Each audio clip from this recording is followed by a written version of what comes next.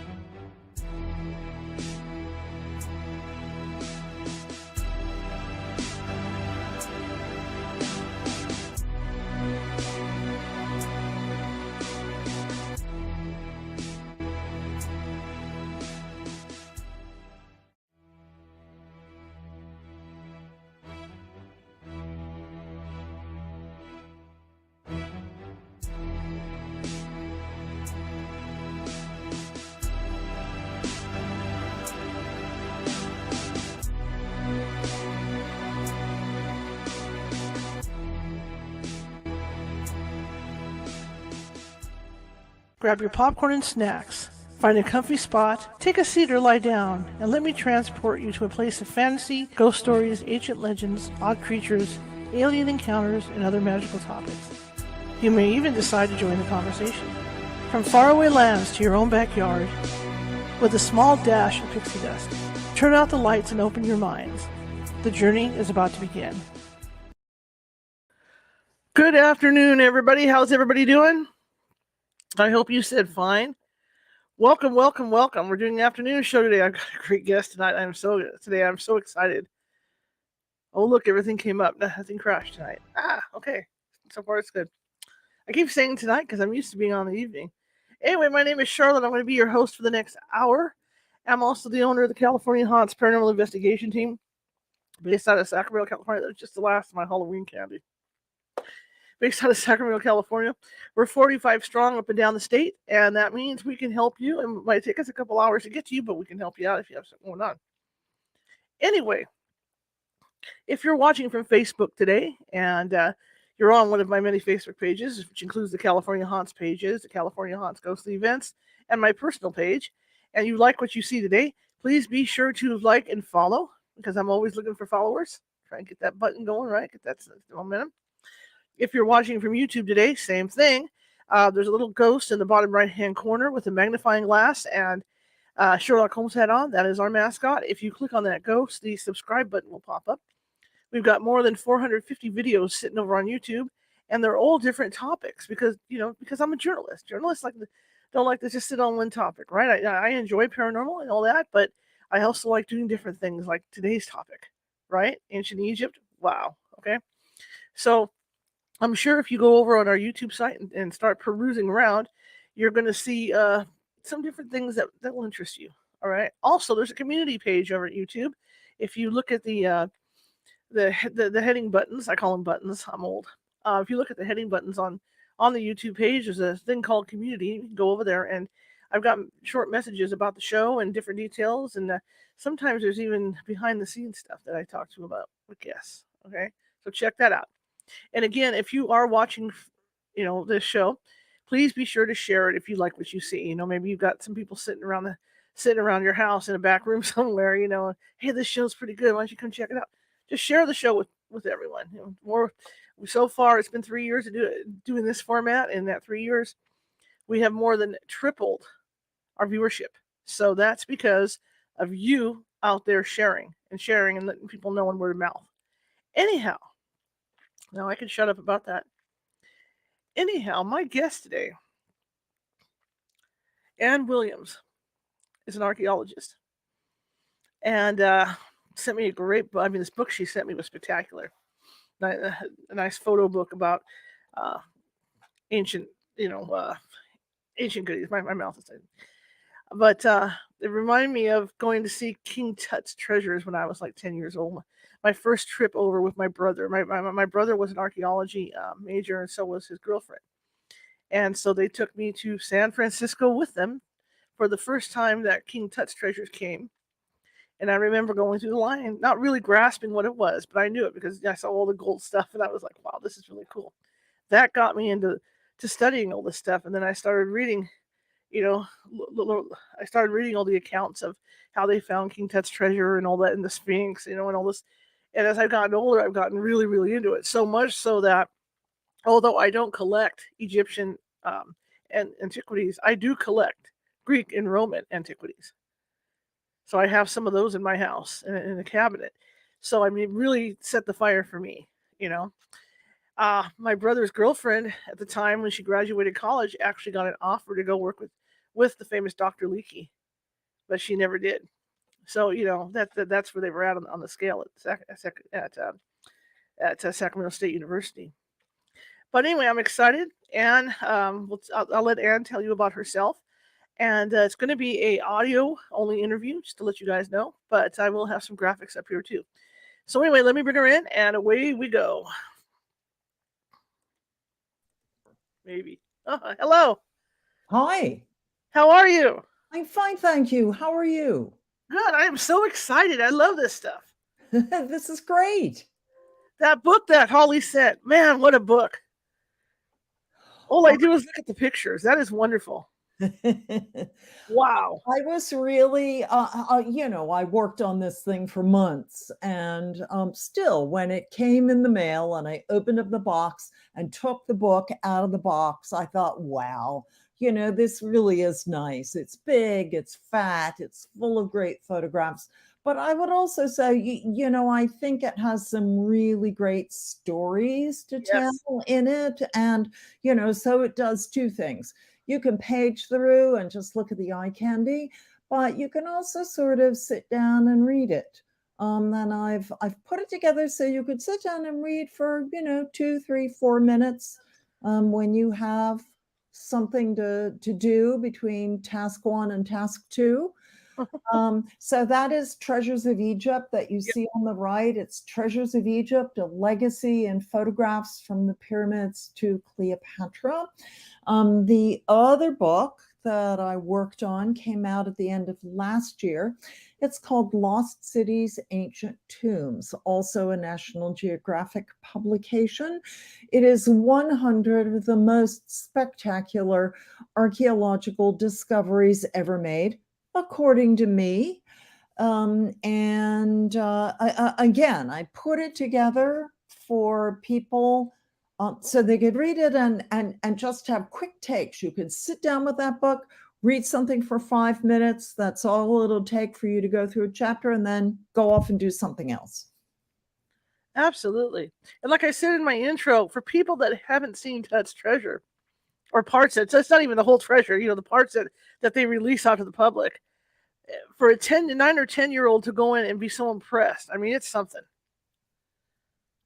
Yes, those artifacts, when they toured the United States and other places around the world, I mean, they really were inspirational for many people.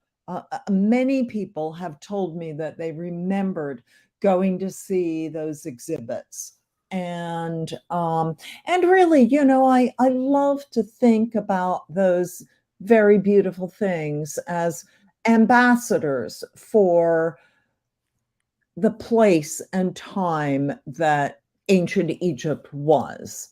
Uh, Mm-hmm. they really, they speak to the people who see them, and you can, it's like these books. You can come to them from different angles at different levels. Mm-hmm. You go to an exhibit like that and just enjoy the bling for the fact that it's bling. Right. And I've got to say that the time of Tutankhamun was one of the high points of ancient Egyptian civilization. So the artists were working at the absolutely top of, of their craft. And I mean, there are not goldsmiths working today who are better goldsmiths than the ancient Egyptians back then. So you can enjoy those beautiful things just as beautiful things, but the more you know, I think the more you want to know. And so it is really fun when you go to an exhibit like that and you know a little bit, because then you look at a piece and you say, ooh, I know what that is, and I know what it represents, and I know how it fits into this great puzzle that is the life and times of King Tutankhamun. Well, I even went, was it 4 or 5 years ago, 6 maybe, when it came back around, and it was just as impressive. But like you say, I had done at that time I had done my reading, so I knew what that stuff was, and that made it even better. Yeah. Well, I remember those artifacts that toured. Yeah, maybe it was maybe a little more than a decade ago, because I actually saw that exhibit in Switzerland, believe it or not. But yeah, I mean, those were, if memory serves, pieces that were a little more personal. Mm-hmm. In other words, I think it would be highly unlikely for the Mask of Tutankhamun to travel again. Right. You could just imagine the insurance in premiums on something like that would be astronomical, just impossible to cover. But there are other things that can travel, and probably maybe will in the future. I would also say that the one thing that we are all Waiting for is the opening of the Grand Egyptian Museum. It is a museum right on the Giza Plateau. So you walk up to the front of it and you sort of look off to the left, and there are the pyramids of Giza. I mean, it's right there, all in the same place that everybody can visit together. It has been a decade in the making, and it is getting close to being open. Not quite yet, but I'm babbling on about this because, not only is it going to be a spectacular facility, it has conservation workshops, it has places for conferences to meet, it's going to be an educational center, in addition to being a state-of-the-art museum. But there is a special suite that has been put together to take all of the more than 5,000 artifacts that were found in King Tut's tomb and bring them together in one exhibit for the first time in 100 years. Wow. So we are all waiting, all of us, Tut fans, we are all waiting for that museum to open so that we can see all of those things. Now, for your listeners who are interested, there is an online database of King Tut's stuff. It is at the Griffith Institute, the website of the Griffith Institute at Oxford University in the UK. And they have digitized all of the handwritten find cards that Howard Carter, the lead archaeologist, wrote out at the time of discovery. They have also transcribed all of those note cards so that you can not only see the original handwriting, but if you can't read Howard Carter's writing, you can read what he wrote typed up. And there are historic photographs that were taken of the artifacts in black and white at the time. It is the most wonderful resource. I use it all the time.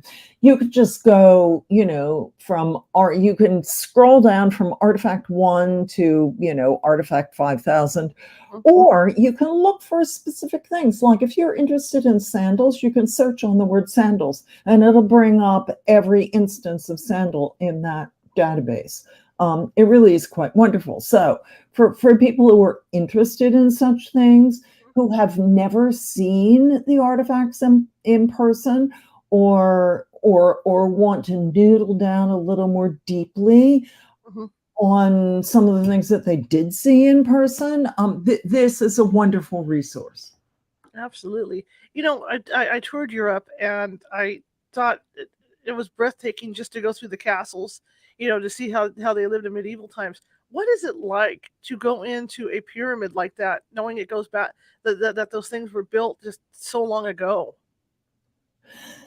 Well, King Tut was not built in a pyramid. By the time we get to King Tut, which is called the New Kingdom, it's the 18th dynasty, around about 1330 BC. The ancient Egyptians had given up building pyramids because, of course, a pyramid says, here's a burial, probably chock-a-block full of gorgeous, glittering goodies, dig here. And so they decided that, we think, they decided to try to be a little more subtle, to try to hide royal burials a little better. So when you're traveling west of the Nile, down near Luxor, there is a plateau that sort of rises up before you get, or as you get to the desert that sweeps westward through Libya, Tunisia, all the way over to Morocco.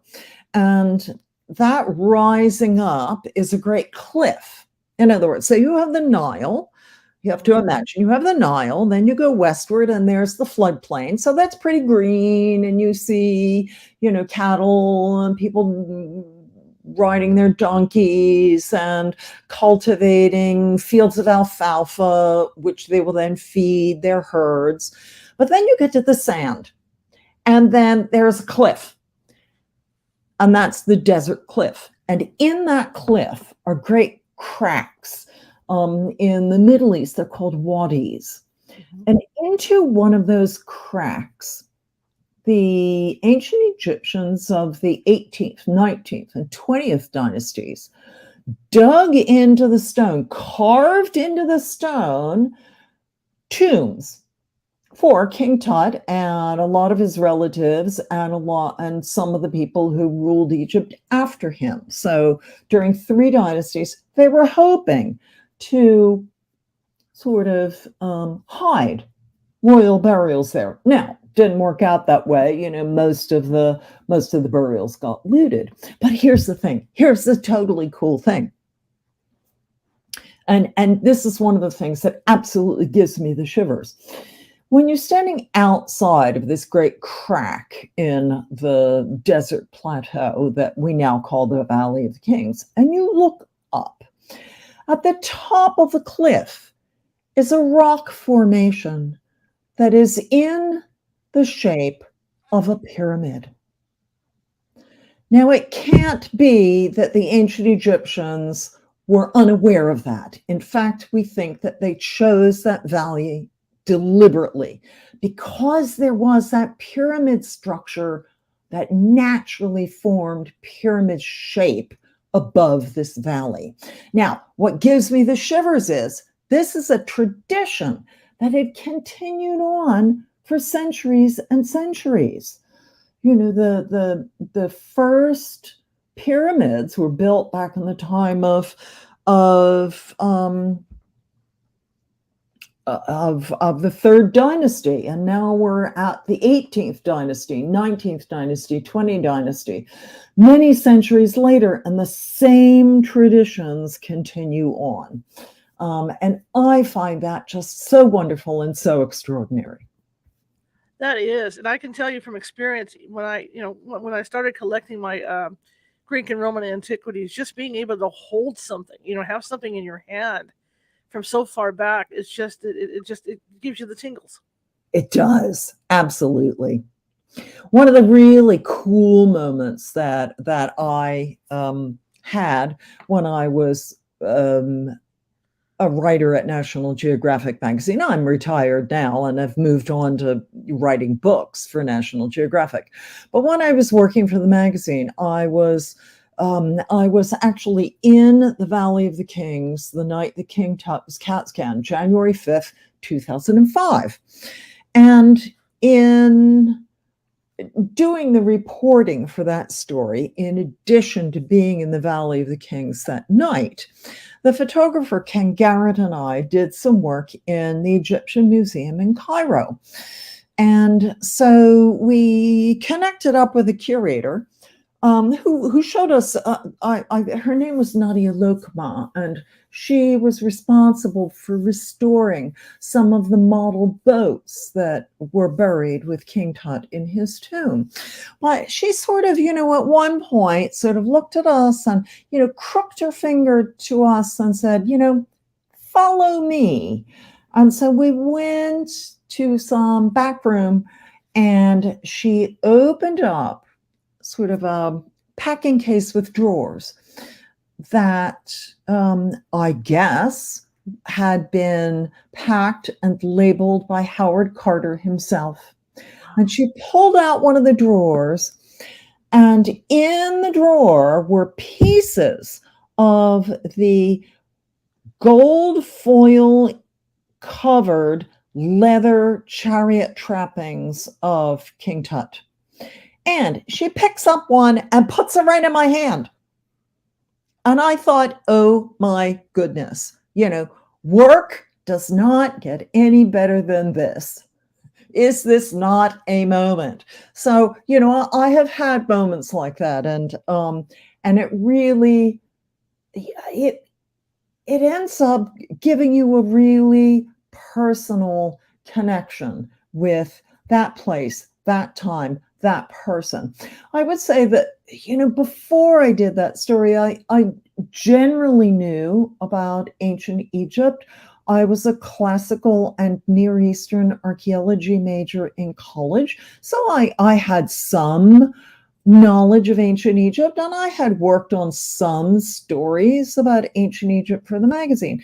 But that story really animated my interest in King Tut and who he was and why he was important and who came before him and who came after him and how things could have played out differently, which I find very fascinating. So I have become a specialist in the time of King Tut. I don't have a PhD. It's not a professional thing. This is only from a very amateur point of view. But I find that whole period very fascinating. And of course, I love the bling. Who doesn't? So that helps. What do you think is people's fascination with Tut? Well, I think I think it can be many things. I mean, first of all, there is the bling. People see that stuff, and you just cannot take your eyes off it. I have seen in person the Mask of King Tut quite a number of times, and each time I see it, I stand in front of it and go around the back because it's covered with hieroglyphs on the back. Every time I see it, I just stand there and my eyes just almost bug out of my head. It is just extraordinarily beautiful. I mean, there's a reason why we put it on the cover of Treasures of Egypt, right? Right. So on that level, I think, that's sort of the entryway. But then I think, as I said before, the more you know about ancient Egypt, the more you want to know. And by that, I mean, there are some ancient cultures that we know a little bit about, but and they're interesting, but I personally, and I think a lot of people don't find them particularly satisfying or particularly easy to follow because they're kind of abstract. But in ancient Egypt, we know the names of kings and we know the names of queens and we know who their children were and we know who their viziers were and we know who some of their officials were. And we know how they lived. We know how they traded, what kind of stuff they were trading with their neighbors, with places that were farther away. We know a whole bunch of things. So the more you learn about this, the more the whole history of ancient Egypt, it becomes like an enormous jigsaw puzzle through space and time, through the landscape, through time. And so we are right now in the middle of the excavation season in ancient Egypt. It begins in, about September, goes on till March. You don't really want to work in Cairo in July. I've done it. It's extraordinarily sweaty. Most archaeologists try to work, in this window of September to March. And those of us who follow all of this, we're waiting every day. We log on to Facebook. We follow the blogs of excavations in Egypt, and we're waiting for the next discovery to be made. And when it's made, it's like a jigsaw puzzle piece. And we pick it up and we say, aha, I know where that puzzle piece goes. Clack, it goes right here. So that is the next level, that people get very interested in. They get very interested in following discoveries and following excavations and putting together this great big picture of 3,000 years of pharaonic history. It really is quite extraordinary. Now, there's another aspect that is emerging now, which I think is very interesting. The initial pursuit of archaeology in Egypt was an artifact of the colonial system. The French were there, the British were there, they were sort of running things, and the time, around about the time that King Tut's tomb was found, was when modern Egypt as an independent country was emerging, and it was throwing off all of these, colonial shackles. And that means that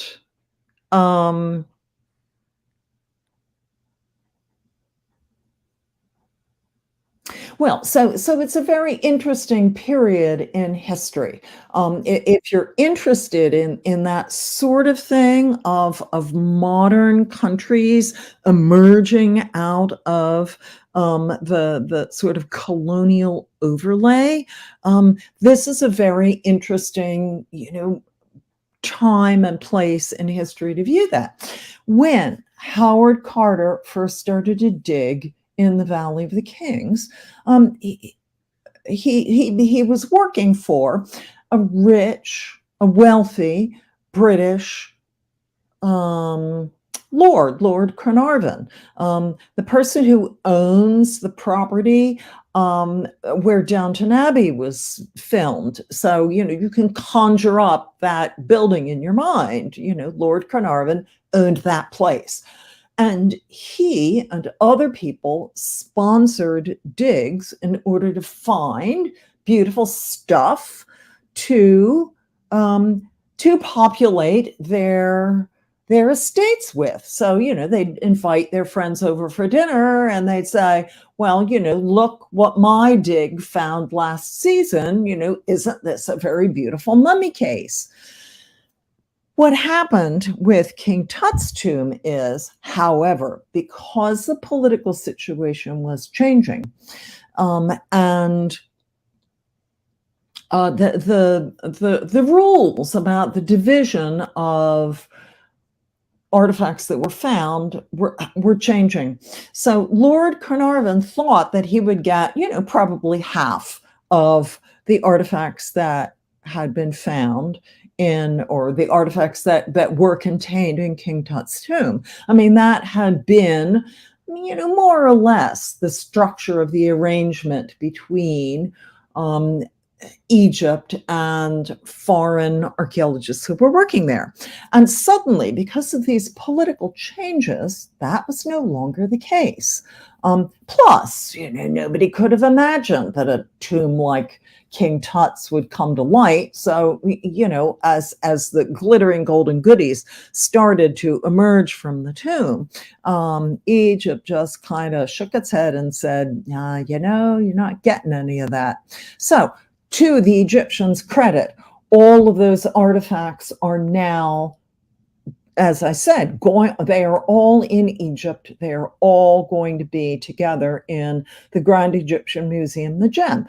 You can just imagine if the political situation had been different and Lord Carnarvon had gotten, half or a third or, some of the artifacts from the tomb, and then he would have kept some and given some to his buddies at the Metropolitan Museum of Art in New York, and some would have ended up in the Louvre, and some would have ended up in the British Museum. I mean, it would have been a nightmare to sort of study the artifacts of King Tut. And so, to their credit, the Egyptians made sure that collection stayed together. So there is that whole political layer that has to do with the colonial time, and that sort of that coming to an end, and Egypt emerging as a modern country, and that is another level that might draw people in to this discovery. Mm-hmm. So there are lots of reasons why people can come to this discovery. A lot of things, if you're interested to sort of dig down into, not to be too punny about it, and learn about, because it really is not only an extraordinary discovery, but really sort of representative of many things. I mean, on just sort of in a very basic sense, the mind boggles at what other kings were probably buried with. Yes. Because King Tut, he ruled for 10 years, probably took the throne when he was about 9 years old, died when he was 19. He was, of course, I find him one of the most pivotal figures in all of ancient Egyptian history. But the ancient Egyptians probably didn't see him that way. I mean, he was sort of transformative because his one of his predecessors had sort of, the heretic king Akhenaten had sort of set ancient Egypt on its really upside down. And King Tut and his advisors, when Tut came to the throne, he managed to, set things back in order, to restore what the ancient Egyptians called ma'at, things as they should be. But still, he was a child. He was, a teenager anyway, and certainly not like Ramses II, who lived for decades and decades and fathered probably more than 100 children, and had conquest to the north, conquest to the south. I mean, you can't even begin to imagine the kinds of things that Ramses II was buried with. So I think, that's another part of the fascination. You look at what was found in King Tut's tomb, and for us, that is sort of the pinnacle of royal stuff.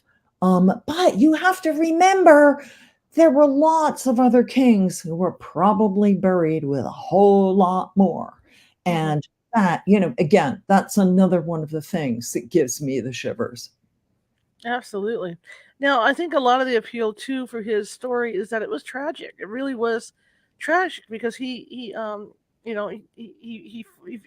to father children, and some of those were, those were miscarried.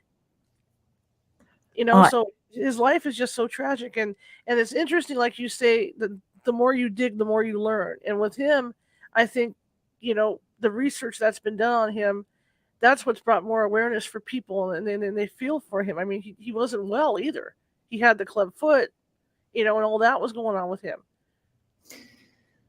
Well, yes, and yes.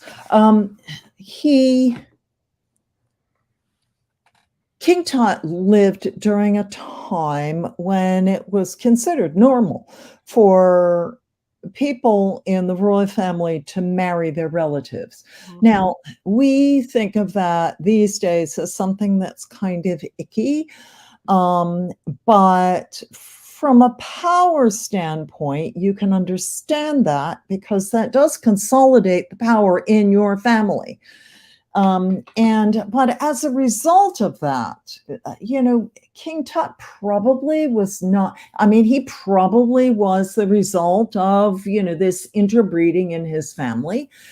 He was not the most robust person in ancient Egypt. When you look at his mummy today, it is really very tiny. He was a short guy. He was super thin. I mean, even imagining the mummy with some flesh on it, I mean, he was still very slight. So yeah, not the healthiest guy. We don't know exactly how he died. There was a theory for some years that they thought maybe there was great palace intrigue and somebody bonked him on the head and boom, he was dead. That has been disproven. Probably that bone fragment that people saw from the x-rays in 1968 was just the result of the mummification process that sort of nicked one of his backbones. So the likely, so we think that he had malaria. Which is not surprising. Everybody lived along the Nile, probably got, bitten all the time by mosquitoes. So, poor Tutankhamun Nebkepere had malaria. And on top of that, we think that he had some sort of an accident and he broke one of his legs. I think it's the left leg, but don't hold me to that. I didn't, review my notes before I signed in here. I think it was the left leg. And it was broken and probably a compound fracture. And, back in those days, they didn't have aggressive antibiotics as we do now. And infection set in. And in probably just a few days, poor King Tut was dead. So that in itself was very sad. But the other thing that is just enormously tragic is the fact that he was married. His wife was Ankhesenamun, who was one of the 6 daughters of King Akhenaten and the very now famous Queen Nefertiti. And, Tut was probably her brother or her half-brother. It's that whole incest thing that was going on. But, you have to imagine that these were 2 young people trying to have a family. They were teenagers. And we have found in King Tut's tomb 2 mummified, what we think were stillborn daughters, probably born before term. And so, evidence that this couple was trying to have a family, not only trying to do Tut was trying to do his kingly duty. His job as king, his job as pharaoh was to produce an heir. So he was trying to do that. But, he was a teenager and he was married and he was probably in love with his wife. And this was a young couple who were trying to make a family and they couldn't manage to do it. And you just, forget all of the pharaonic trappings and forget all of the history. Your heart has to break for this young couple. Now, the reason why I think that King Tut is one of the most pivotal people in all of ancient Egyptian history is if he and Ankhesenamun had managed to have a healthy baby boy, think how different the rest of ancient Egyptian pharaonic history would have been. Because what happened after King Tut died is there was an old family retainer named Ai who took over the throne, but he was old at that point, ruled for about 4 years, dropped dead. Well, and then what? He and his wife didn't have any children. So it seems one of the major players behind the scenes here, because of course, a 9-year-old King Tut could not have done all of the things that he did to restore ancient Egypt to what it was before the crazy Akhenaten years, right? King Tut had to have had very powerful advisors who were very close to him. So I was one of them, and we think there were family connections there. But another person who was very influential at this point was somebody we think was a military general, and his name was Horemheb. So after Ai drops dead, Horemheb takes over. Now, Horemheb and his wife also could not have children, but Horemheb did something that was very interesting and that really changed the history of ancient Egypt. We think he adopted an old army buddy to be his heir, and the army buddy's name is Ramses. Wow, I didn't know that. Then begins a new dynasty with the 19th dynasty. We call it the Ramesside period. So you have Ramses I, who had a son, Seti I, who had a son, Ramses II. So Ramses II is Ramses the Great. Some people think that he's the pharaoh in the Bible.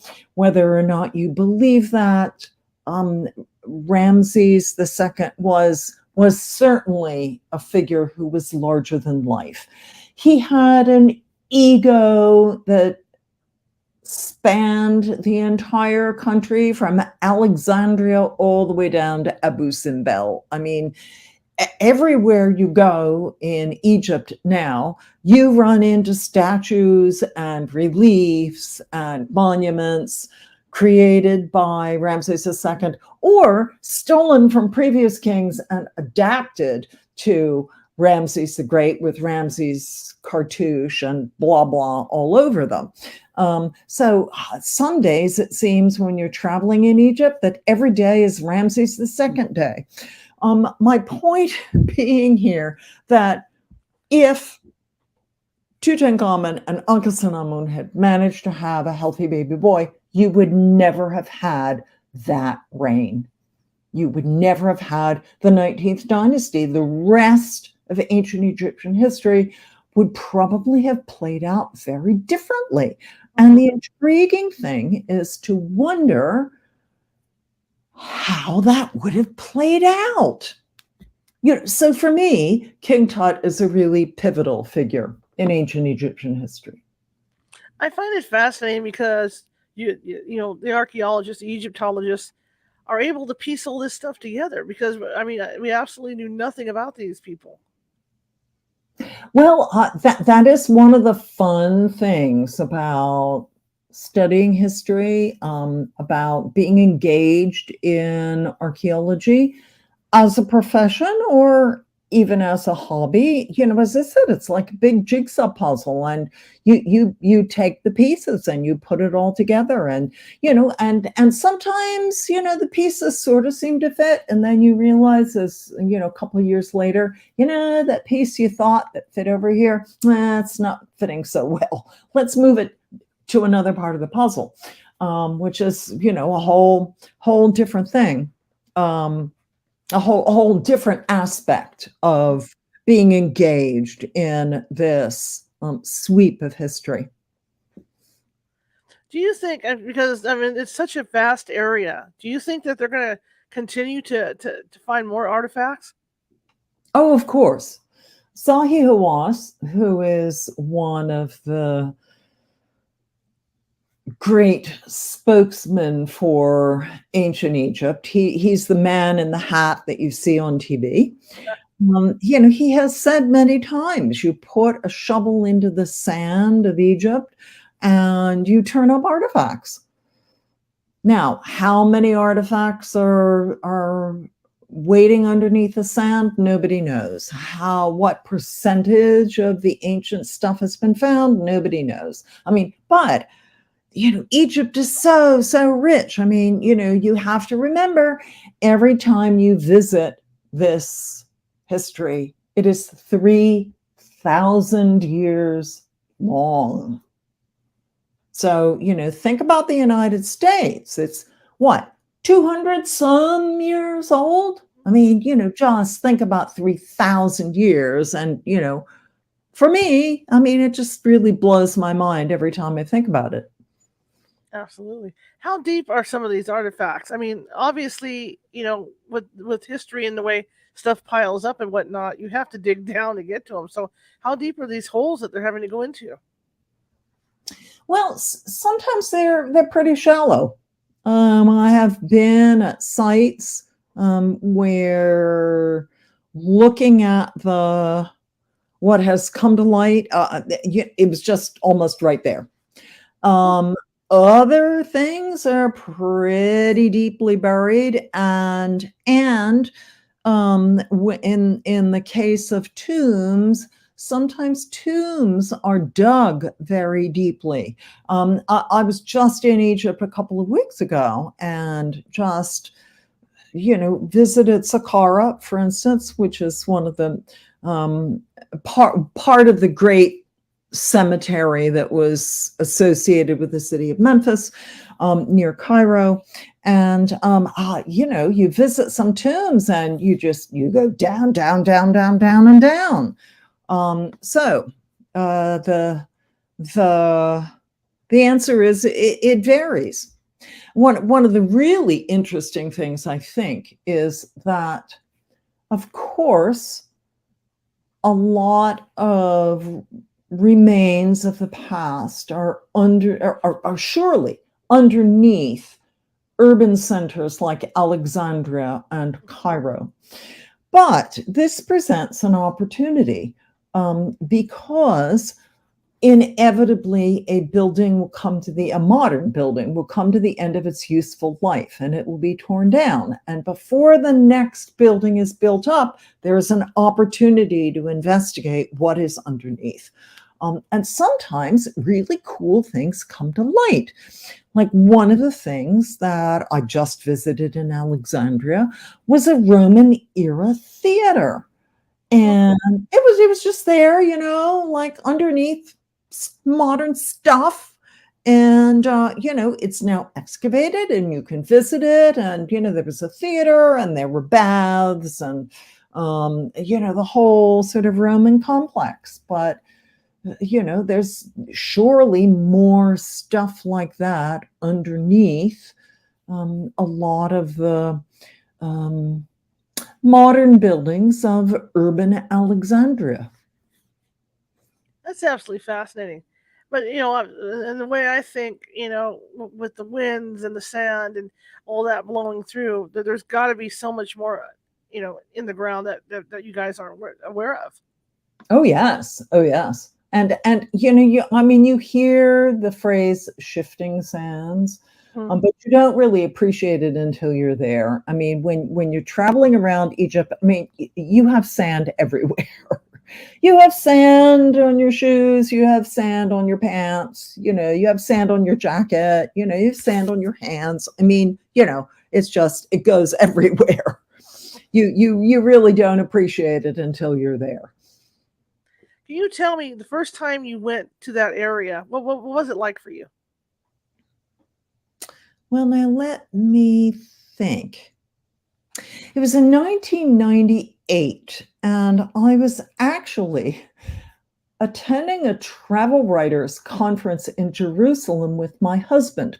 And we had an opportunity to travel after the convention and go first to Jordan, which we loved. We got to see Petra, we got to see Jerash, we got to see Amman, back before it became the, great, large, sprawling city that it is today. And then after Jordan, we went to Egypt. And that was just so cool because back in those days, well, Cairo, I think in modern times anyway, has always been chaotic. And so, but it was wonderfully chaotic because you'd be, driving in the middle of a whole bunch of traffic, but in the middle of the traffic would be like 3 camels. So it was wonderfully evocative. And to be able to go to the Egyptian Museum near Tahrir Square in downtown Cairo and just see so many spectacular artifacts in one place. I mean, it was just jaw-dropping. To go to the Valley of the Kings, it was just extraordinary. And so every time I have been to Egypt, I have done something different, seen new things. One of the things, for instance, my husband and I went as tourists again, maybe about 10 years ago. And I had, by that point, gone to Egypt a number of times for work. And when you're working with archaeologists, you get up at 0 dark 30 because they begin early, go out, dig, have breakfast, work then until sort of mid-afternoon, and then everybody's fried and they need to come back and process artifacts and enter everything they've found into their database. So they start super, super early. And so for all of these work trips, I would be in a hotel on the edge of the Nile in Luxor, looking out, having my breakfast, thinking about the work that I had to do that day, and watching the hot air balloons float over the Valley of the Kings and the whole area around there. And I just thought to myself, one of these days, I hope life brings me the opportunity to do that, to not be working at 5:30, 6 o'clock in the morning. And sure enough, my husband and I went, I think it was maybe about 10 years. In fact, it was 10 years ago. It was January of 2012, a year after the Arab Spring. And when we got to Luxor, our guide said, this is not part of your tour ticket, but if you would like, you can pay some extra money and go on a hot air balloon ride. Whoa. My husband and I could not put our hands in the air fast enough. So that we did have that experience. So, every time I go to Egypt, there's something new. Yeah, there is so much. You can go back and go back and go back and every time see something you haven't seen before. And for people that have never been on a hot air balloon, I have, and obviously you have, they have no idea how quiet it is. It is. Except for the sound of that propane.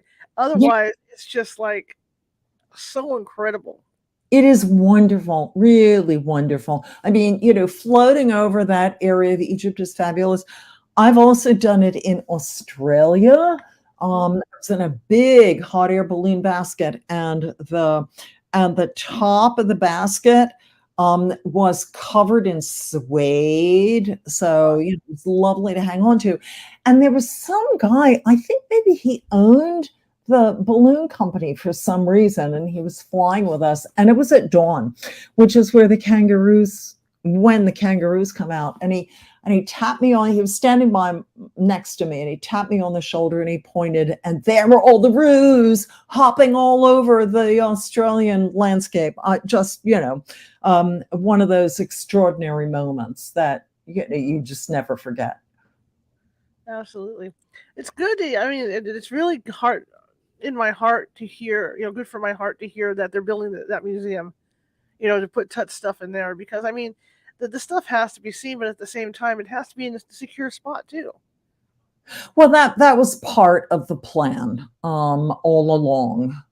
And again, to their credit, the Egyptians are building a lot of new museums. There is the National Museum of the Egyptian Civilization, and you probably saw some months ago the parade of the mummies as they were taken from the Egyptian Museum in downtown Cairo to this brand new state-of-the-art museum. So there are a number of these brand new, wonderfully designed museums that have been conceived to not only protect the artifacts in the way they should be protected, but present them in a way that is very helpful for people who are visiting the museums. And in fact, the latest thing that I have seen, I have a friend who's I have a number of friends who are in Cairo right now, but one of them has just posted some photographs today or yesterday from the Egyptian Museum in Cairo. And now that some of the artifacts have been taken out to the Grand Egyptian Museum, the GEM, there's a little bit more space. And so they are trying to bring that grand old museum, which I personally love because I think it's very beautiful, but they are reconfiguring exhibits and putting in better signage and putting in better lighting and putting artifacts in new cases. And this friend of mine took some photographs as examples and say, see, you can see this artifact now has been put in context by the way in which it's displayed now.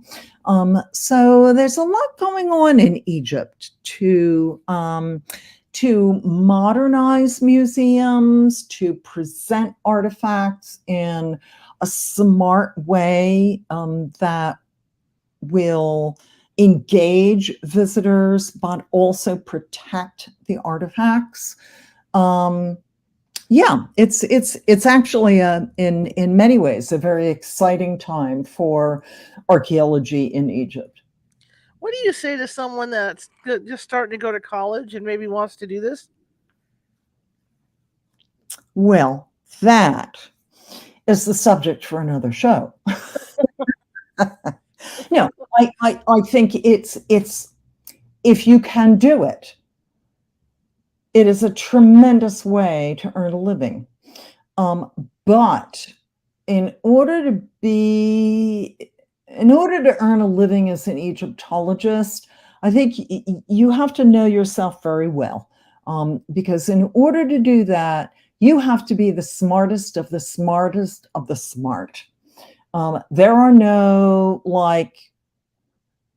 middling level Egyptologists. Every last one of them I know is just razor sharp. You have to be to succeed in a business like that. Some people get university appointments, and that's a great thing. Other people, like Mark Lehner, who works with Zahi Hawass at Giza, he decided that he did not want to do that for a variety of reasons. And he has been able to raise funds to support his excavations. So that's another business model. There are other people.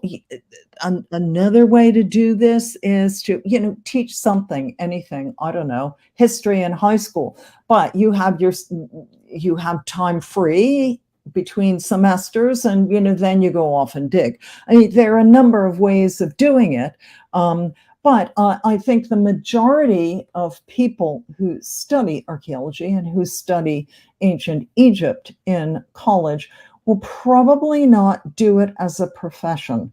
They will probably end up doing it as a hobby. Now, I was very lucky because although I didn't do it as a profession, because of the profession I ended up going into, journalism allowed me to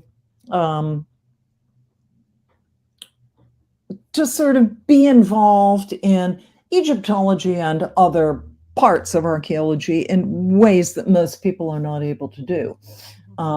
So I would say, also if you're interested in that, I have a mentee from my college now, and she's very interested in archaeology, but she has just graduated, and she's gotten a job as a financial planner with one of the big national companies. And I've encouraged her to do that because she gets a salary, she gets all the benefits, she gets paid vacation, she gets health insurance, and then she can take her vacation and go off and excavate and not have to worry about fundraising, not have to worry about writing a grant proposal, not have to worry about writing up an excavation report. I mean, there's a lot to be said for showing up as a volunteer and being involved, but not having the weight of that work sitting on your shoulder. So that's I'm kind of babbling, but it's not sort of a straight answer for somebody who is young and interested in that sort of thing. I would say, on one hand, if you are convinced that you are super smart and you can succeed, go for it. But if you think maybe you want to make sure you have a paycheck, do something else and take up Egyptology as a hobby. I knew people years and years ago that would do that. They would work for 6 months, make enough money, to survive and pay bills, and then they take off. Yeah. And then they come back, and then they take off. There's a back and forth thing, but they thoroughly enjoyed doing it because they got to do what they wanted to do. Yeah. Or you can dedicate your vacation time to doing that. I mean, the country of Israel, just for example, makes that very easy because a lot of the excavations are staffed by volunteers, and Israel really understands that you bring people in, they work on a dig, they get a really tactile connection to the land, to the artifacts, to the history, and they never forget it, and it stays with them, is the absolutely best PR that Israel can do. And so if you want to volunteer on a dig, Israel is one of the places where you can do that. Now, very often it's pay to play, because that's how they fund their digs. But if you have a real life job, you're going on a vacation, instead of spending your money to go on a Carnival cruise, spend your money and volunteer for a dig. Absolutely. It'll stay with you, long after the Mai Tais on the cruise ship will. Absolutely. So what's next for you? What's next for me? Well, I am in the middle of another National Geographic project. I am putting together an atlas of ancient Egypt that is going to come out in magazine form.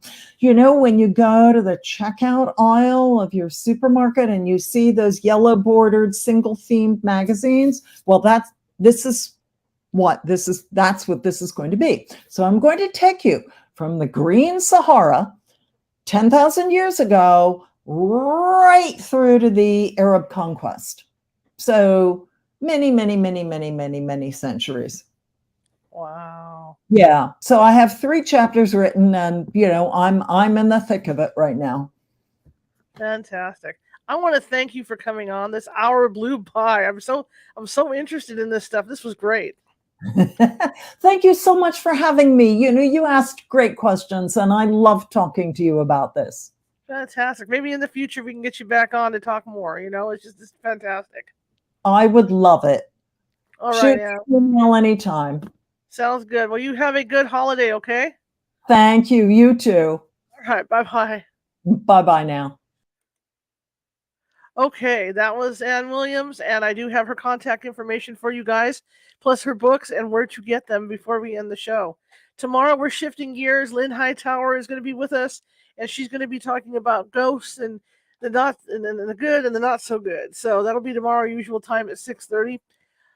If you guys are nice to me and you ask me nicely, of course I always do it anyway, I will take an evening and I will share my Greek and Roman antiquities with you on the air. I have quite a few, and I think you guys might be interested. I even have them the dates have been done on them and everything. In fact, to give you a little bit of a teaser, I have some small glass vials that they use for perfume and herbs that are intact. So if you guys are interested in that sort of thing, shoot me an email or shoot me a message over at over on Facebook or YouTube, and I can do that for you. I can't wait to get her back on. I'm going to definitely get her back on because I like everybody else, I'm fascinated with Egyptian history. Absolutely fascinated. Anyway, if you like the show, share it with 5 people. If you hated the show, share it with 5 of your enemies. We are equal opportunity here at California Haunts Radio. Also, we have a new way to reach us at YouTube, and you can do that by typing in youtube.com/ and then behind the / type in the little ampersand okay, at California Haunts Radio with a large capital C, H, and R in there for California Haunts Radio. That'll take you directly to our YouTube site. Also, if you are listening and watching from YouTube, check out the community page. I'm putting more and more up there. And in fact, I'm going to be putting, I think, excerpts from these interviews that I'm doing starting next week because I take these and put them on TikTok anyway. So I might as well take those little things I'm doing on TikTok and throw them up on that community page as well. But anyway, I want to thank everybody for coming. Tomorrow, again, we'll be back on at 6:30 p.m. Pacific. And wow, this was an incredible interview. I don't think I'll ever forget this. And if you have a chance to pick up that book, you should. It is spectacular, absolutely spectacular. Okay, now here's where I have to do my PBS moment. You see that ticker at the bottom? That's because California Haunts does not take any money to do investigations at all. We do it because we're out to help people.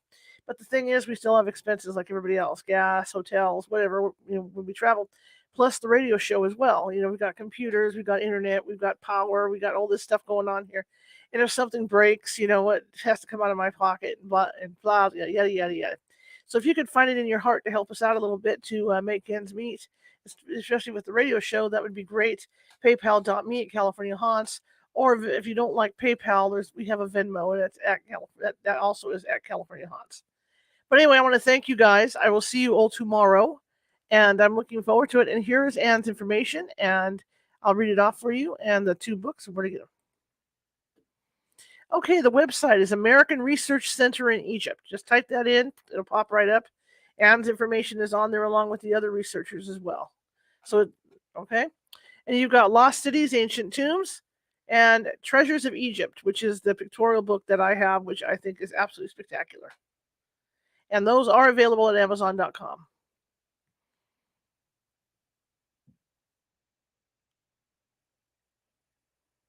Okay, guys, I will see you tomorrow, 6:30 p.m. Pacific. And for everybody that is working, obviously you can catch this, or if you want to catch a replay, you can catch this evening because it'll be floating around on YouTube and floating around on Facebook. All right, see you later. Have a good evening. Have a good day. Ciao.